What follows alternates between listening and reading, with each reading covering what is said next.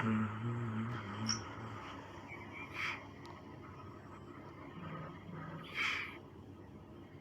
जी, नमस्कार आप सभी को। हमारे हिमाचल प्रदेश के सारे जितने भी निवासी हैं, मेरी गगरेट की प्यारी देवतुल्य जनता, आप सभी को मेरा बहुत बहुत नमस्कार। थोड़ा सा पहले वेट कर लेंगे ताकि हमारे जितने भी साथी हैं वो ज्वाइन कर लें। बड़े दिन हो गए आप सभी से बात करे हुए। अपनी जो मेरी प्यारी गगरेट की जनता है उसमें आप सभी की काफ़ी जो है याद भी आ रही हैं। आप सभी की जो ब्लेसिंग्स हैं, ब्लेसिंग्स भी मिल रही हैं, उसके लिए मैं बहुत बहुत आप सबका जो है धन्यवाद करना चाहता हूँ।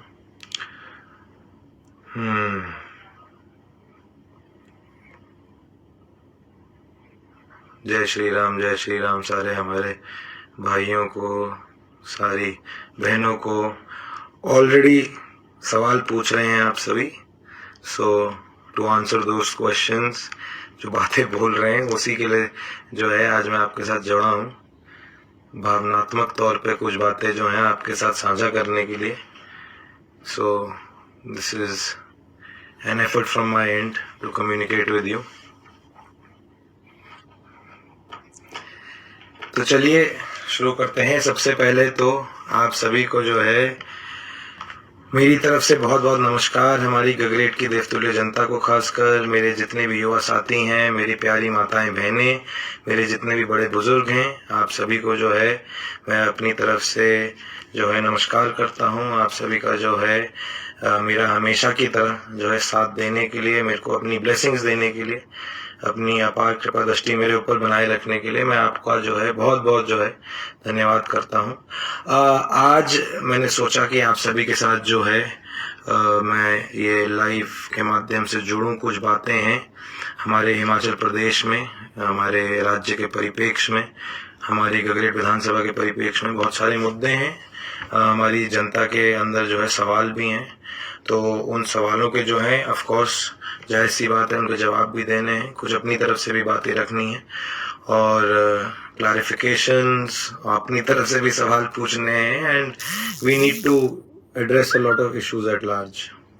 तो सबसे पहले ऑन द आउटसेट मैं आप सभी से कन्वे करना चाहूँगा कि हम जो एमएलएज हैं, खासकर नॉट ओनली मी, हम जो कांग्रेस के 6 एमएलएज हैं और हमारे साथ हमारे 3 इंडिपेंडेंट भाई भी हैं, हमारा जो 6 एमएलएज का एक मामला है, आप सभी जानते हैं जिस तरीके से जो घटनाक्रम बीता 27, 28, 29 हमारे फरवरी का, तो उसमें हमारा जो मामला है वो कोर्ट में विचाराधीन है। तो मैं जो भी बातें रखूंगा वो कोर्ट के मान सम्मान के अंतर्गत मान मर्यादा का ध्यान रखते हुए उसके आधार पर ही रखूंगा, क्योंकि जैसे मैंने कहा द मैटर इज सब जुडिस। तो बहुत सारी बातें हैं जो जब तक हमारे कोर्ट की, ऑनरेबल कोर्ट की डायरेक्शन नहीं आ जाती उसके तक हमें जो है गरिमा अनुसार जो है हमने कुछ चीज़ों को जो है उसके ऊपर लीगैलिटी के एस्पेक्ट के आधार पर भी नहीं बोलना है। परंतु जब हम बात करते हैं संविधान की, अपने खुद के अधिकारों की, जनता के अधिकारों की, तो कुछ चीज़ों के ऊपर टच बेस करना बहुत ज़रूरी है। और जो हमारे परिणाम आए थे इलेक्शंस के 2022 के एंड में, फिर हम सब इलेक्ट हुए थे 23 में, उसके आधार पे एक जानना और समझना बहुत ज़रूरी है कि एक एमएलए जब रिप्रेजेंट होता है तो उसको आप सभी जैसे जानते हैं माननीय बुलाया जाता है, ऑनरेबल बुलाया जाता है। So why is that particular person called honourable? उसको माननीय क्यों बुलाया जाता है? माननीय विधायक गगरेट विधानसभा चैतन्य शर्मा अपने आप में माननीय नहीं है। जो कॉन्स्टिट्यूशनल अथॉरिटी इस पोजीशन को दी जाती है उसके आधार पे वो जो पोजीशन होती है उस पर्टिकुलर हल्के का जो प्रतिनिधित्व करता है वो व्यक्ति जो है उस पर्टिकुलर हल्के की रिप्रेजेंटेशन के आधार पे माननीय बुलाया जाता है। उसके आधार पे कुछ राइट्स एंड ड्यूटीज हर एक जो है निर्वाचित विधायक के ऊपर होती हैं। उसमें से एक जो ड्यूटी होती है वो राज्यसभा के इलेक्शन में वोट करने की भी होती है, राइटफुली अपने मतदान का जो है प्रयोग करने के लिए भी होती है। अब जो 27 तारीख का घटनाक्रम था जिसके अंतर्गत आप सभी जानते हैं कि हमारे प्रदेश में राज्यसभा के इलेक्शन हुए, जिसमें हमारी जो दोनों पार्टियां हैं उन्होंने एक एक कैंडिडेट जो दिया। अब जो इंडियन नेशनल कांग्रेस है उन्होंने माननीय सीनियर एडवोकेट श्री अभिषेक मनु सिंघवी को कैंडिडेट घोषित किया, एंड जो हमारी भारतीय जनता पार्टी है उन्होंने श्री हर्ष महाजन जी को जो है कैंडिडेट घोषित किया। इसमें गौरतलब एक बात है जिसको समझना जानना बहुत ज़्यादा ज़रूरी है कि ये जो इस इलेक्शन में वोटिंग होती है वो पार्टी के लाइन के आधार पे नहीं होती है। जो एक इलेक्टेड रिप्रेजेंटेटिव होता है, जो एक विधायक होता है, उसको गरिमा को के अंतर्गत पार्टी लाइन को टो करते हुए सदन के अंदर, मैं ध्यानपूर्वक ये बात फिर से दोहराना चाहूंगा, सदन के अंदर पार्टी लाइंस के आधार पे, विप के आधार पे वोट करना होता है। जो राज्यसभा का इलेक्शन होता है वो एट लार्ज विधानसभा के परिसर में जरूर होता है, बट जो माननीय सदन होता है उसके अंदर नहीं होता है। तो इसलिए जो 10th schedule of Indian constitution होता है वो उसके ऊपर लागू नहीं होता। मेरे जितने भी भाई बहन आज मेरे साथ जुड़े हैं, जितने भी बड़े बुजुर्ग जुड़े हैं, वो सोचेंगे कि ये किसी किताब में से किसी पन्ने की कहानी हमें पढ़ाने की कोशिश कर रहा है। मैं बड़े सरल शब्दों में और बड़े क्लियर शब्दों में बात करना चाहता हूँ कि जब आप अपने मत का इस्तेमाल करते हैं और हमें चुन के भेजते हैं तो हमारे ऊपर जो है बहुत सारी जिम्मेदारियां होती हैं। उनका निर्वहन करते हुए जो है हमें एक पैरिटी के आधार पे जो है उन सारी की सारी अपनी रिस्पॉन्सिबिलिटीज का जो है निर्वहन करना होता है। इसलिए ये एक्सप्लेनेशन देना बहुत जरूरी है। अब क्योंकि जैसे आप जानते हैं कि एक तरफ हमारे माननीय मुख्यमंत्री जी भी हैं जो पब्लिक के स्टेज पे बहुत सारी बातें हमारे बारे में कर रहे हैं। एक तरफ से कैरेट भी दी जा रही है, हमसे बात करने की कोशिश करी भी गई है, कहीं पर स्टिक भी दी गई है, साम दाम दंड भेद का जो है प्रयोग करा गया है।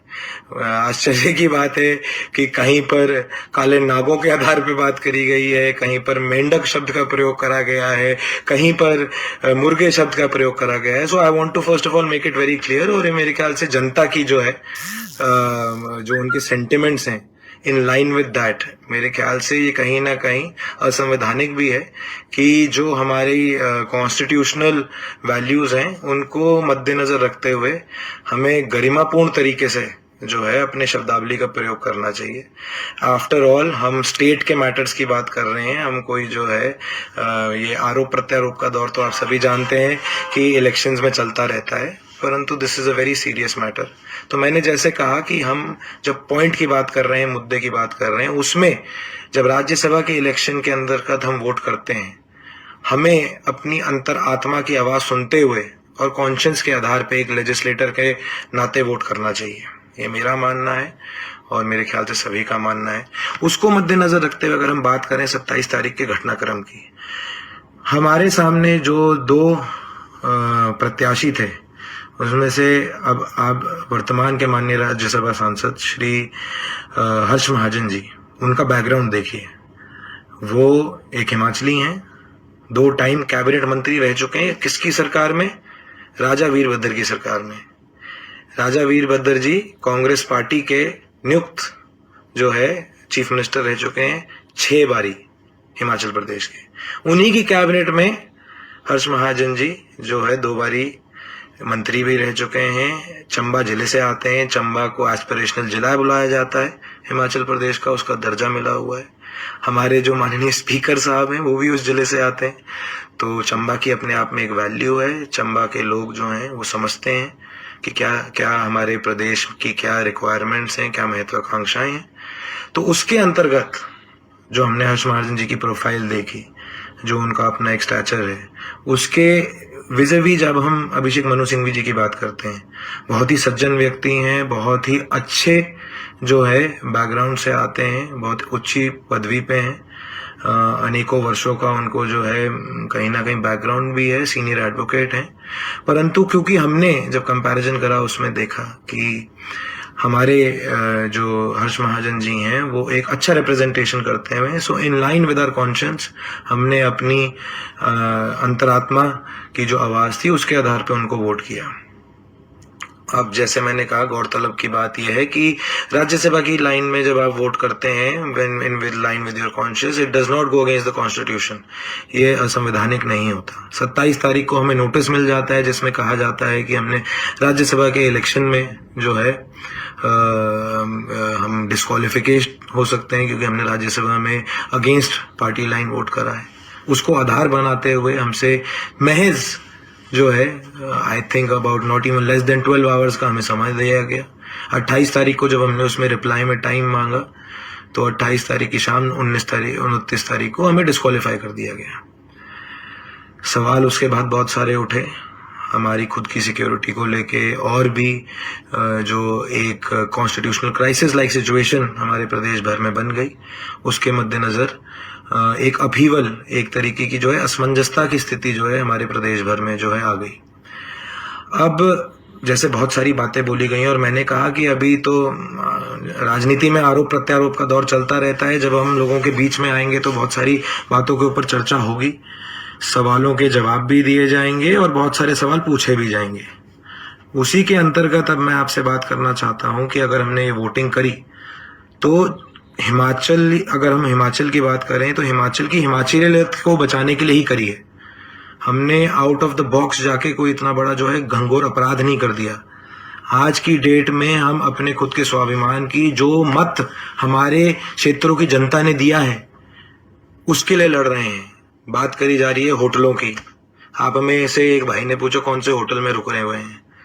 मैं आप सभी को गौरतलब बताना चाहता हूं कि माननीय अभिषेक मनु सिंघवी जब शिमला आए थे अपना दर्ज करने के लिए पत्र इलेक्शन के लिए, तो वो ओबरॉय सेसिल जो हिमाचल प्रदेश का सबसे मशहूर होटल है वहां रुके थे। वहां रुक के उन्होंने 3 दिन के लिए हमारे माननीय मुख्यमंत्री जी ने उनके इलेक्शन के लिए जो है लॉबिंग भी करी थी। अब उसके ऊपर मैं ज्यादा टीका टिप्पणी नहीं करना चाहूंगा, परंतु एक बात जरूर रखना चाहूंगा क्योंकि माननीय मुख्यमंत्री जी अपनी तरफ से बहुत सारी बातें रख रहे हैं। बधाई है उन स्टूडेंट्स को, JOIT 817 के स्टूडेंट्स को जिनका रिजल्ट जो है फाइनली घोषित कर दिया गया। कभी बोला गया कि कमेटी बनाई जाएगी, कैबिनेट के जो हमारे मंत्री हैं वो नहीं चाहते हैं। ये पहली बारी ये भी अचंभे की बात है कि अगर चीफ मिनिस्टर की विल है तो कैबिनेट के जो मंत्री हैं उनके ऊपर भी कोई चीज डाल दी जाती है, फिर सब कमेटी बनाई जाए। परंतु बधाई है उन स्टूडेंट्स को जिनके फेवर में रिजल्ट आया। पर प्रश्न ये है कि जहां 5 स्टार होटल्स की बात करते हैं, ओबरॉय सेसिल की बात करते हैं, उसी के सामने उस तंबू गाड़े में जो बच्चे बैठे हुए थे, जो तंबू गाड़ा गया था जिसमें JOIT 817 के वो स्टूडेंट्स बैठे हुए थे, उन स्टूडेंट्स का क्या? जब से हमारा विधानसभा का सत्र का सेशन लगा था उसके बारे में क्या कि जब वो बच्चे दिन रात वहां बैठे रहे, वहां पर जो लड़कियां थी, जो लड़की स्टूडेंट्स थे, उनको कितनी दिक्कत परेशानियों के थ्रू गुजरना पड़ा, उसके बारे में कौन बात करेगा?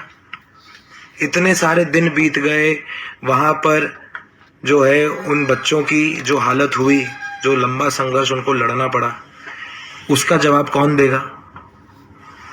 तो सवाल जो हैं और जो हमारी शब्दावली का प्रयोग है और जो हम एक पब्लिक के साथ इंटरेक्ट कर रहे हैं, मेरा मानना है कि वो तथ्यों तर्कों के आधार पे होना चाहिए। 6 विधायकों की बात करी जाती है, बहुत सारे शब्दों का प्रयोग होता है, हर एक चीज पे आएंगे। मैं इस पे एक चीज पे कॉन्सेंट्रेट आपको करना चाहूंगा और बताना चाहूंगा। अगर जो हम 6 लोगों के एक्शन हैं एक चीज में डिफाइन करे जा सकते हैं तो वो राज विरोध में डिफाइन करे जा सकते हैं, and I am very proud of that fact. हमारे जो माननीय मुख्यमंत्री जी हैं उन्होंने एक तानाशाह रवैया अपनाया है। वो अपने आप को खुद को स्वयं एक राजा समझने लग गए हैं और उनको लगता है कि हिमाचल प्रदेश की जो जनता है वो उनकी प्रजा है और जो वो कहेंगे, जो उनका थॉट होगा वो पत्थर की लकीर होगा, and everything else is non consequential. बाकी किसी चीज की कोई अहमियत नहीं है। पहले बोला गया, जहां तक हम पार्टी के मुद्दों की बात करें, कुछ लोग बोल रहे हैं कि जी आपने अगर ये एक्शन लिया है तो अपने खुद के किसी पावर ऑफ पोजीशन के लिए करा है। मैं बड़ा क्लियर करना चाहता हूं कि अगर मेरे अंदर कोई भी लालसा है, कोई भी लालच है, तो वो मेरी गगरेट की देवतुल्य जनता के प्रति है, ताकि मैं उनका सर्वांगीण विकास कर सकूं। इलेक्शन के टाइम पे जो पार्टी के आधार पे गारंटीज दी गई, जो हमने अपने खुद के मैनिफेस्टो में गारंटीज दी गई, हमने उनके लिए काम करना है, उसके आधार पे काम करना है। उसके लिए हमें जिस एक्सटेंट तक जाना पड़ेगा हम जाएंगे। You have to call a spade. जो बात सही है आपको उसके साथ खड़ा होना है, जो बात गलत है उसके विरोध में खड़ा होना, ये हमारी सार्वजनिक तौर पे, हम संवैधानिक तौर पे एक हमारी मौलिक जिम्मेदारी बनती है एक विधायक होने के नाते। मैं आप सभी को बताना चाहूंगा कि everything happens with good reason. Good reason की बात करते हैं। माननीय विधायक फतेहपुर भवानी पठानिया जी मेरे अच्छे दोस्त हैं, बधाई देता हूं मैं उनको। He is gone on to become chairman of the finance commission. माननीय Nandlal ji, he is gone on to become chairman of planning commission with cabinet rank. माननीय मुख्यमंत्री जी से सवाल ये उमड़ता है कि पहले तो बोला गया था कि ये सारी जो लिस्टें हैं वो रुकी हुई हैं वहां सेंट्रल हाई कमांड के पास। हमें खुद के लिए कोई लालसा नहीं है। और Bhavani Pathania, I think he is one of the smartest legislators. वो एक ऐसे बुद्धिजीवी व्यक्ति हैं, जब मैं उनको विधानसभा में बोलते हुए सुनता हूं तो मेरे को अपने ऊपर गर्व होता है कि मैं इस माननीय सदन का हिस्सा हूं जिसके वो हिस्सा हैं। वो हमारे प्रदेश के नौजवानों के लिए अपने आप में एक रोल मॉडल है। पार्टी लाइंस के ऊपर उठ के मैं ये बात कर रहा हूँ। इंडियन नेशनल कांग्रेस से संबंध रखते होंगे बहुत सारे आप दोस्तों को, इस पे भी टिक्का टिप्पणी करने का जो है चुस्की लेने का कहीं ना कहीं फीलिंग आ रही होगी कि अरे ये तो उसकी बात कर रहे हैं, पार्टी की बात कर रहे हैं। नो,